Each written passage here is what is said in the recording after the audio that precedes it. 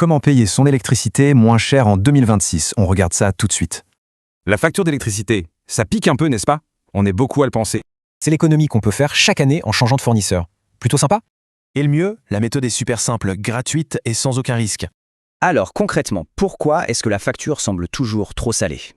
Déjà, il faut savoir que les prix ont grimpé de 20% depuis 2021. Ça se ressent.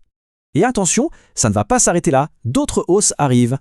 Oui, une hausse de 3,1% est déjà prévue pour le 1er août prochain. C'est officiel. Heureusement, il existe une solution très efficace pour éviter de subir ça.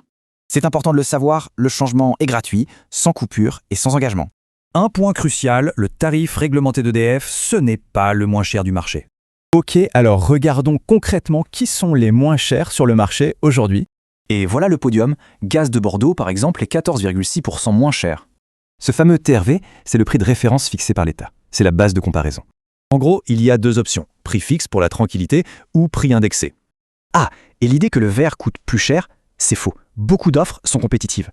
Bon, alors comment on fait concrètement? C'est tout simple, en 4 étapes. On compare, on choisit, on souscrit. Et c'est tout. Le nouveau fournisseur gère la paperasse.